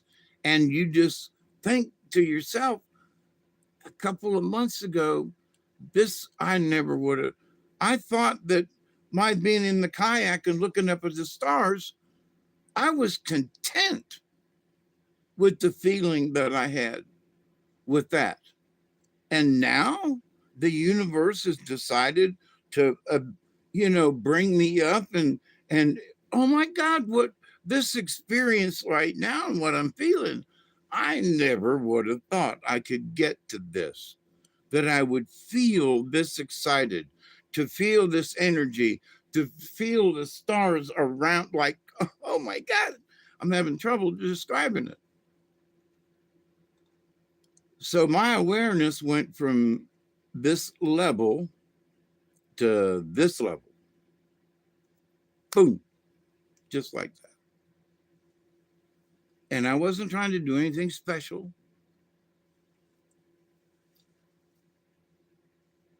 Yeah. So I've always known that I'm a part of the universe. I'm always known I'm a child of the universe, etc. I've always known that, um,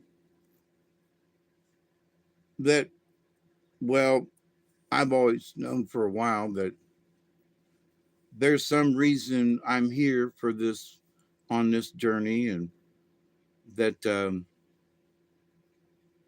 Mother Mary essence, back when I was 12 and 13, decided to come back and tell me to get my act together and start teaching and talking about this stuff, but at the same time, giving me the opportunity to experience these things, right? So I'm still learning. I am still that shaman in training. And the message is, for each one of us that wants to be more spiritual, you too are a shaman. Don't be, weirded out by the word. A shaman is a person who's trying to be more spiritual, who is dedicating their life to the spirit realm and to the connection with trees in the spirit realm, the connection with animals in the spirit realm, the connection with us in the spirit realm, and what other entities that also exist, coexist in the spirit realm. And what about the aliens? So one of the things that's going to be a discussion in here in the future that they have put in the back of my head that I need to talk about, they say, is now that in 2026, the year of disclosure. And so a lot of folks are like, well, it seems like the Navy and the Air Force, they got pictures of these UFO type things. They must be real.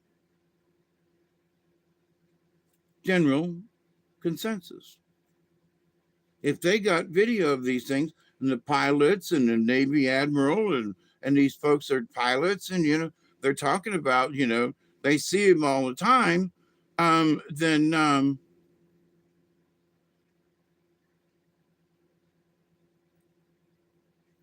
yeah, you are a shaman. Are you trying to be more spiritual? Because I mean, if you were in a Christian religion church and you were trying to be more, then you would become a deacon, right? You would be there, and so their Wednesday night services, they invite you up to read a gospel or something from the Old Testament, and so you have just been a person in the congregation up to that moment. But because you have stepped out of your being part of the flock to being someone who's going to visibly use your voice and stand up to preach, um, that makes you a deacon or a preacher right there. You stood up with the Bible. Now, there's nothing wrong with this. I want to make that perfectly clear. So, but as a shaman, the fact that the word shaman, I'm a preacher without a religion. I'm a deacon without a church. You know, but my church is nature. My religion is nature. There is no religion. It's just being spiritual. So a shaman is not a bad word because no matter what, a true shaman is respected, as might not agree with their religious aspect, but if that person is a shaman, then other folks respect the fact that they're seeking, a higher spiritual level. Um, yeah, nothing wrong with churches, nothing wrong. But here's the thing that I've had issues with over the years, and it's the fact that, you know, so aliens are real, right? That's the general consensus. So now what?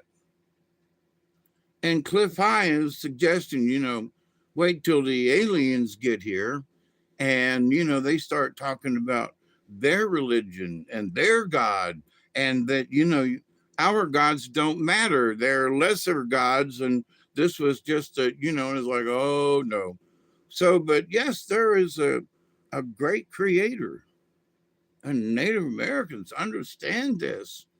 Regardless of the lesser gods, there is the creator, the great spirit of all things. regardless of what race you are, or from what um, planet you're from, or galaxy you're from, or there is the great spirit, the spirit of the universe, right? I truly believe that. But as far as this God that's in the pearly gates thing, nah, I don't like that gated community idea. I just don't. And the thing about religions,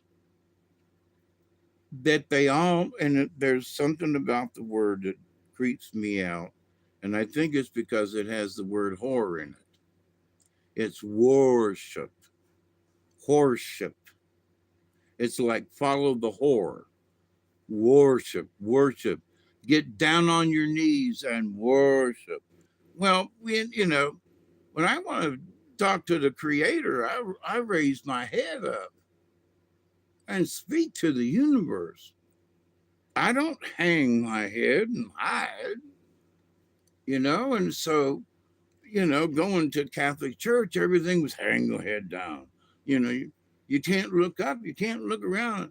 And I'd be the only one going, oh, what, everybody got their head down praying? Why do we have to bow our heads to pray? In respect. Okay, but everything is you walk around with your head bowed, and you bump into shit because you got your head bowed, and your monks and the thing and the thing of the Catholic Church, and got your rosary beads and you're saying your prayers, you got your head down, boom, bump into another column, So, but for me, and from what I've learned with as being a shaman through the medicine men, when they offer the prayers up of a medicine man who's sitting around the fire, and what is he doing? He's offering prayers up, and the chances are you will see him with his head up like this and his arms up, to the sky, offering a prayer. That's how I want my prayers. I want to be able to look up at the sky and talk to the Creator who's right there. Not have to go to a church, get on my knees and worship. Stop by and worship at our church.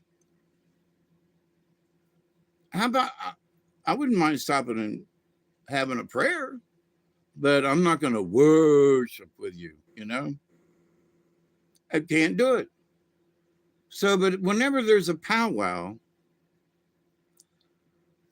getting together and dancing, or getting together with a drum, getting together with a chant, there is no worship. There are simply prayers to the Creator. You light sage, and with the sage, you bless yourself with a sacred herb, the smoke. And as you say your prayers, you hope that the prayers are lifted up on the smoke, up to the Creator, up to the Great Spirit. That is so simple. No need for a middleman. As I've pulled the deer card many times, deer killed the troll with gentleness. The deer was trying to get up the path to Sacred Mountain. The old troll came out and tried best to scare deer. And deer looked at the troll with them big old moony eyes. The troll just couldn't stand it and kept shrinking smaller, and look again at the deer and shrink smaller, and it shrunk so much it just disappeared. And so the path to the top of Sacred Mountain is open because the deer got rid of the troll because they used gentleness and kindness. So anyone who wants to go to the top of Sacred Mountain is free to do so, especially as long as you don't have fear. If you have fear, then you might not be able to make it up. But it's open. The path is open. What? The path is open to the Creator up Sacred Mountain. No middleman, nobody in between. You can talk directly. Say, well, you know, Dave, it sounds like your religion is a bunch of hogwash. Well, it's not really a religion. It's just a way of expressing spirit, being spiritual. It's not a, you know, it's not a religion. Some people say it is. Well, it might be Cherokee religion. It might be, you know, Seminole Cherokee religion. It might be a mixture in there. It might be um, Sioux energy or religion, their way of, you know, conducting a powwow or prayers. But to all Native Americans, they all say prayers. They all use sage or some type of smudge. They all offer prayers through their through their medicine pipe, and they all offer their prayers up on the smoke to the Great Spirit, to the Creator. So regardless of what tribe you're from, the basics are the same. Just like one could say is of the Christian religion, okay? You got your Baptist, you got your Lutheran, you got your Presbyterian, A and B, you got your Catholics, you got your, you know, so you got these different types of religions, but they all Christian based. Well, native tribes are the same. So, but it's not a religion.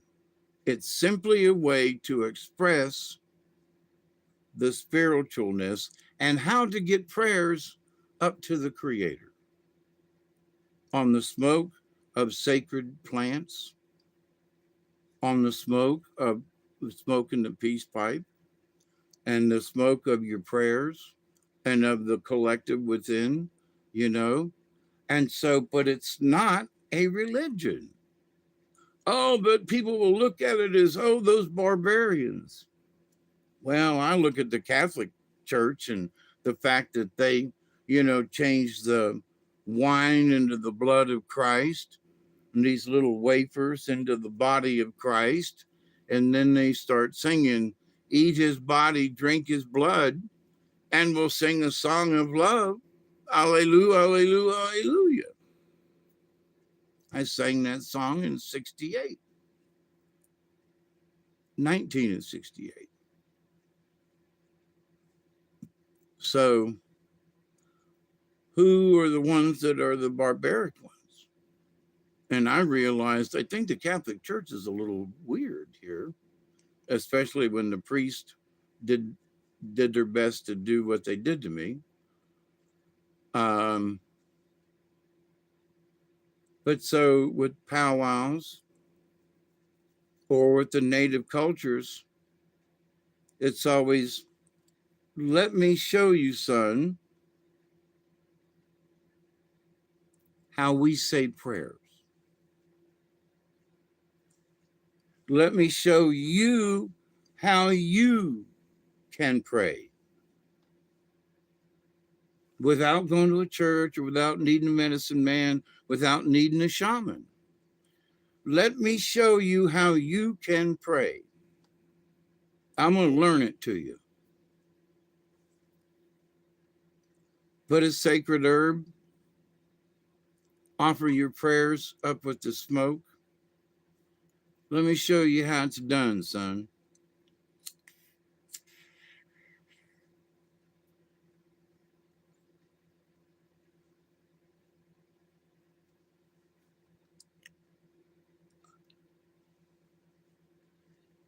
Waheyanahe. Accept my prayers, Creator. And my prayer is that all of us will be moderately successful in 2026.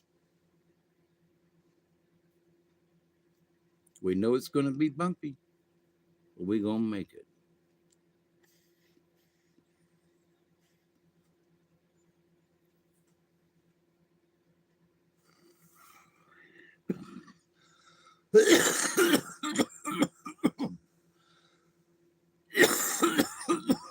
We're going to share, we're going to have coffee together. We're going to stand tall, we're going to smile with one another, and we're going to be positive. And whatever might be coming our way, I haven't gotten what about like getting your red wings. Yeah. What do you feel about Somali women?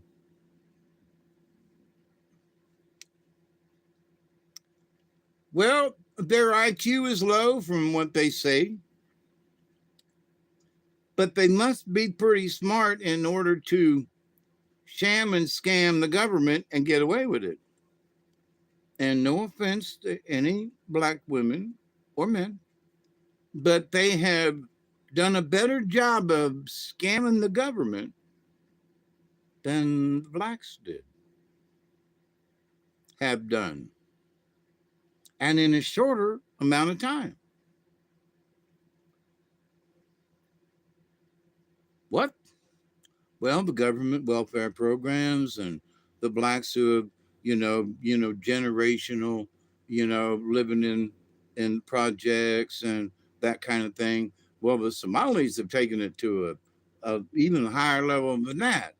So they're like, nah, we're gonna have daycare centers and and rake in billions of dollars. We ain't even gonna have to work. We don't even have that many childrens. And by the way, you black children ain't allowed to come to the Somali daycare centers. Think about that. You know, billions of dollars for Somali daycare when what's this about America? Ain't we supposed to share and share alike? Your daycare center is just as good, come on in, right? Us white people, you say, it's insane. You're right. So it's like, there's 25 white kids at a daycare center and 50 Somali kids move in. They it's still the white for a while, but after the 50 move in, now it has become, there's 75 kids, but you know, oh, well over half of them now are of a different race from a different country with totally different values. It's not that they're just not people, but their awareness of social norms is not the same. Look up Somali and what it's like over there and what they're used to. Bunch of sand, dirt, and everything, and they come over here. Let's see, I'm so glad what I live in California where there is no manipulation going on. Oh, come on. You're joking, right? I thought so too. But I'm so glad I don't live in California. Yeah, ground zero. Oh, Travis. Um, I got my eyes done in July. And I'm having trouble focusing.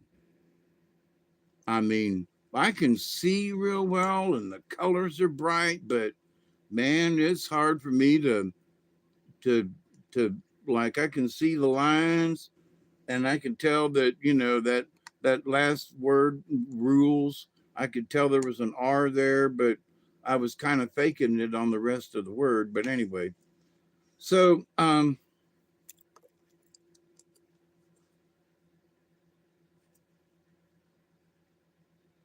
the same amount? No, I'm smoking less. because I have made it. They put my stent in, in September, 2 days after my birthday. I got my birthday wish, and I still have some chest pain, and sometimes it's like stabbing pain. Um, but that I am breathing better. Overall, I am doing better because it's increased the blood flow in my heart because of where the stent is. It was high up in that area, and everything below that clog was affected in my heart. And now that it's opened up, the rest of the heart can function, which is good. I know several people here near me. My buddy Rob, his dad has had 4 stents in, and he's been back in the hospital with more issues and trouble and stuff like that. And I'm asking him, I'm like, what's he doing? He told me he quit smoking. So what does he keep doing that, keeps his heart from being bad? Because he's been going to some of the same type doctors and stuff that I did. He goes to Thomasville, same doctors and procedures and everything. So what's up with him? So I don't know. And I just know that sometimes I think it just boils down to attitude. Honest to God, it boils down to attitude. If you got a shitty attitude, things just don't want to work right. So for me, it, it I'm not going to question whether or not it's working right. I'm positive that I got my wish on, on 2 days after my birthday. I got a patch in my heart that opens up that artery, so the rest of my heart can breathe and work. I'm proud of that. I'm gonna do everything I can. So I've cut back on my cigarettes. Instead of 10 a day, I'm averaging about 7. And folks are going like, "What? Why don't you just quit?" Because I really like them. I've tried the patch. In fact, here's one right here, and it's the last one out of a box that I bought. It haven't worked for me. So, but I have promised to, slow down. Um, the same thing with this, what I smoke in here. Um, and besides that, what I've been putting in here lately has been really good. And so I haven't needed very much. So I take 1, 2 hits, maybe 3, and that's all I'm required for a while, right? And so, yeah, I might be sitting here watching YouTube and watching the news or something, and I'll inadvertently, pick it up and take a hit and put it down. And then, an hour later, I'll pick it up and light it again and put it down. So, you know, but I normally just stick with a bowl. It's a deep bowl, but I stick with a bowl. So I am aware I got a heart condition. My lungs are good and all that. I do have COPD, but as far as my heart goes, I got to quit smoking, slow down. It's going to help me in the long run. So is it difficult? Yes. Am I praying about it? Yes. And every time I get a cigarette out, I think about it and go, a lot of times I put it back. A lot of times I put the cigarette down here on the on the computer here or whatever, and it might be an hour before I pick it up and smoke it. So consciously, I want to do better. I'm going to do better, and um, and I'm not going to bitch if I smoke 10 cigarettes in a day, because it might be something that's bothering the crud out of me. And then there might be a day where I only smoke 4 cigarettes. And that's going to be a day where I jump up and down and say, Dave, I'm so damn proud of you. But I'm not going to get onto me if I break my rules and smoke more than 10. I'm not going to belittle myself if I smoke 10 every day and I don't do better, because I'm 73 years old and I'm doing the best I can. You know, because sometimes you just, it's like, screw it, I'm smoking another cigarette. Well, you already had 9 of them. Tough shit. I'm, I, I got to have me another cigarette, damn it. And off you go. So, and sometimes life is just like that. But going forward in 26, you know, we have to bring our awareness with us, or we're just going to be stupid. You know, we should choose not to be sheep. I think most of us have had the conversation.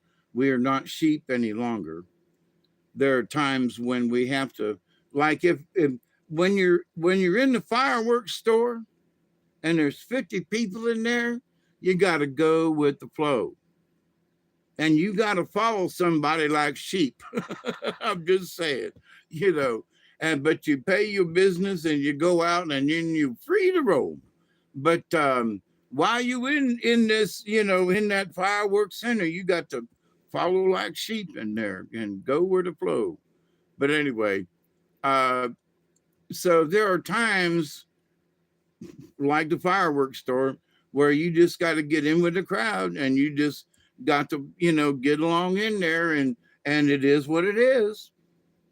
But you can be grumpy or you can talk with each other and have a pleasant evening. um, so there are different ways to handle it. So if we handle it with a smile, if we handle it with positive attitudes, if we can,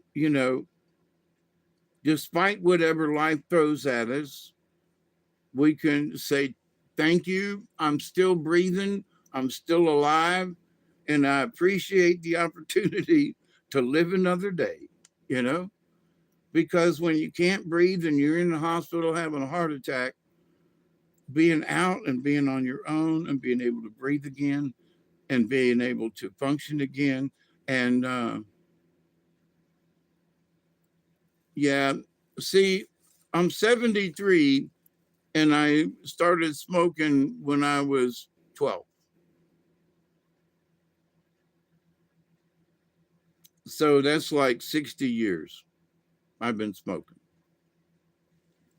And, you know, 60 years. Yeah, you too, huh? Yeah, pipe tobacco in the form of cigarettes. Roll. Yep, me too. In fact, I got to get some new uh, tobacco because some of the tobacco I had is old and it got moldy. So, and I got to get rid of it. I should use it for offerings and do some, sage and then offer the tobacco up. Yeah, that's a good idea. I can make tobacco bundles with it. That's an even better idea. So, yeah, it's a bunch, ain't it? So, but you know what I mean? 60 years of smoking, And when I go to the doctor, well, you should quit smoking. Maybe I should, but it's been 60 years, you know. Well, if you quit, never mind. So I tell them, and I mean it, I will do my best to cut it down. But after 60 years, me stopping completely is probably not in not in the picture. It probably ain't there.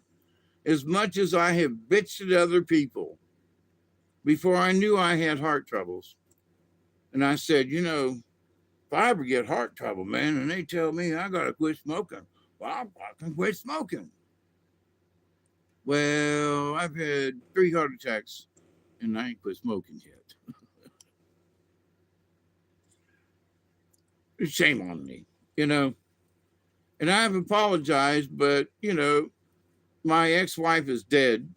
Um, she didn't quit smoking either.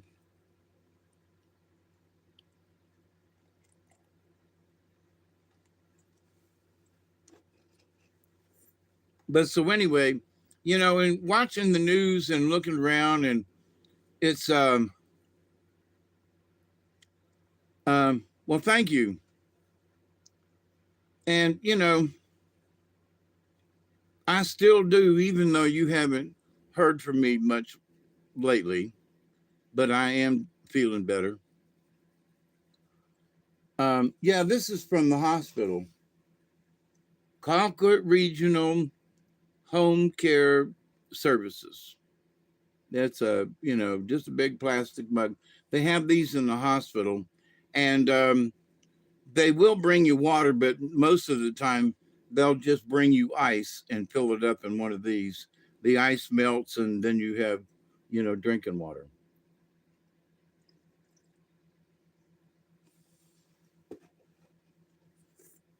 So, having been in the hospital a couple of times, I have collected a couple of those, and I use them for different things. And since my water has gone down, my regular coffee cup needs washed out badly, and I haven't stopped to really wash it out yet.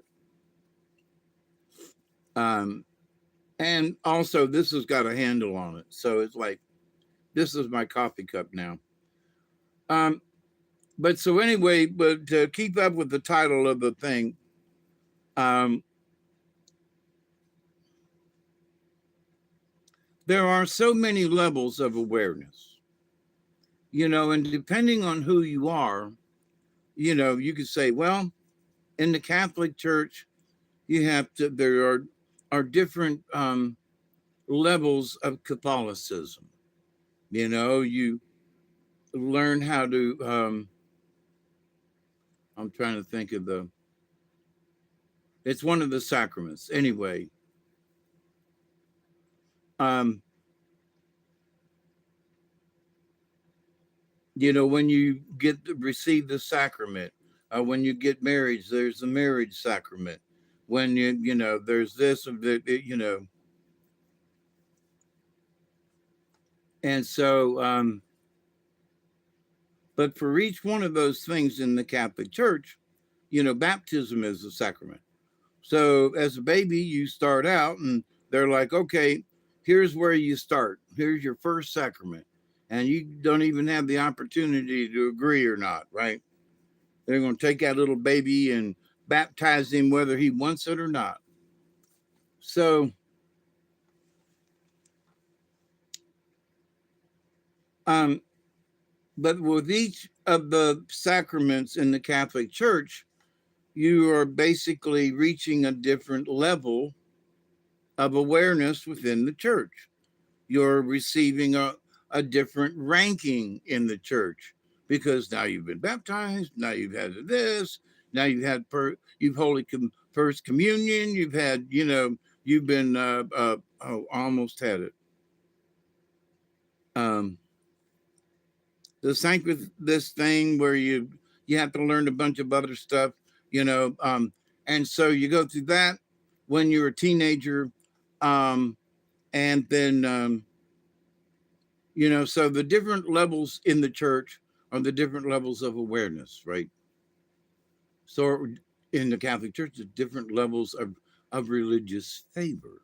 You know, well, God looks down on you, and now that you have been, sacramented, yeah, touched by a priest,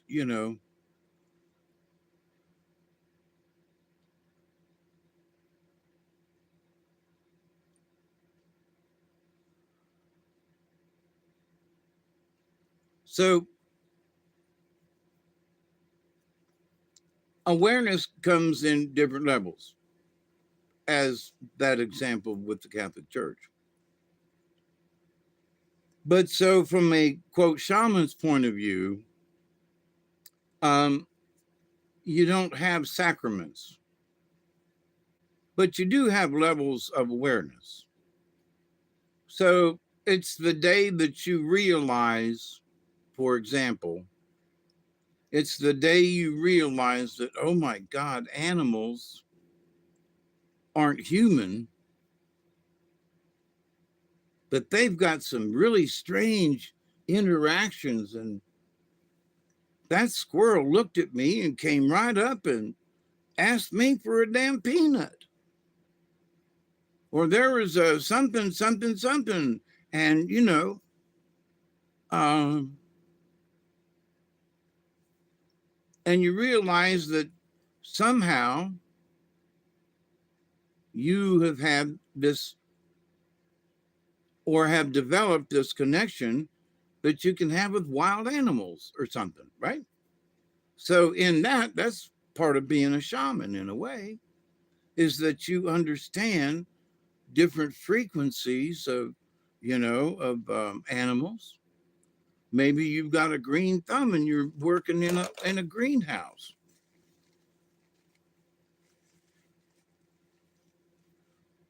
And you can bring a dead plant back to life and make it thrive where nobody else can,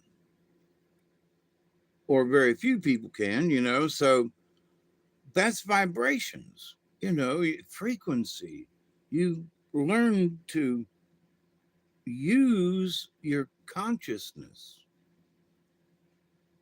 What do you mean, Dave? Well, you're conscious of the fact that if you have good energy around your plants, and your plants will thrive, especially if you sing to them or play music or something. And so, you learn these things, and that when you notice how your plants are reacting, that you are more aware of it, right?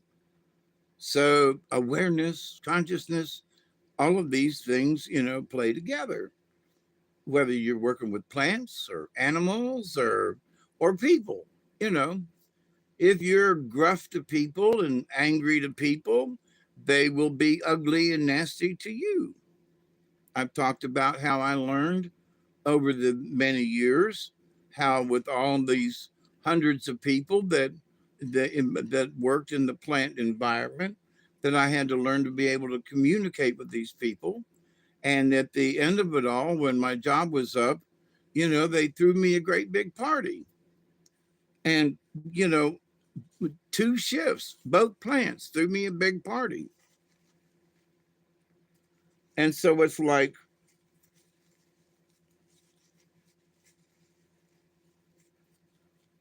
you have to learn how to earn respect from people. And you earn respect by listening and learning to respect other people. So in that, you learn with your awareness of, God, I said something and I pissed that person off. Or I said something and I made this person laugh. I'd rather say something to make them laugh than piss them off. So that's what I learned. Be careful what you say and how you say it. And I could always leave and speak with people and leave them with a little bit of a smile, right? Oh, Duggar, he's doing great. He's doing great. He's a pistol too, let me tell you. So, how do we work this out in life? The more that we become aware, the more we become more conscious, the more that both of these things happen, the more able we are to help other people through prayer, through actions, through some other kind of help or whatever. So, and it makes us more aware of our position on the planet and within the universe. And so, with each lesson, hopefully, but with each lesson, each day is a lesson. And